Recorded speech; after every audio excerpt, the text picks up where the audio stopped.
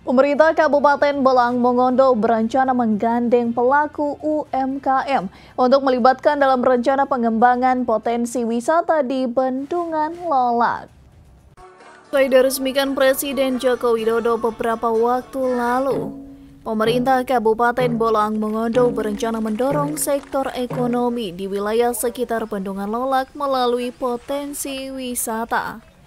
Untuk mewujudkannya, pelaku UMKM akan dilibatkan agar Bendungan Lolak bisa berdampak ekonomi bagi masyarakat. Jadi Bendungan Lolak yang sudah diresmikan oleh Bapak Presiden beberapa waktu yang lalu, selain untuk para wisata, tapi tidak kalah pentingnya juga itu untuk penyediaan air baku, air minum ya, kemudian untuk mereduksi banjir, kemudian dapat mengairi sawah 2.200 hektar, kemudian bisa sebagai sumber energi. Tetapi yang paling utama adalah wilayah sekitarnya ini bisa berdampak ekonomi melalui pariwisata.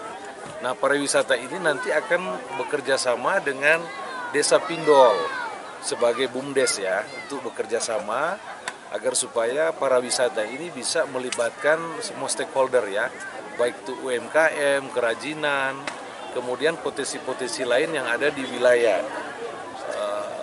Bendungan Lolak tersebut. Pemandangan Bendungan Lolak memang cukup menarik sehingga sangat baik dikembangkan menjadi destinasi wisata baru seperti rencana pemerintah Kabupaten Lolak. Ini terlihat usai diresmikan, masyarakat dan undangan memanfaatkan waktu mengabadikan momen saat berada di Bendungan Lolak yang memiliki pemandangan yang indah. Tim Liputan Kawanua TV.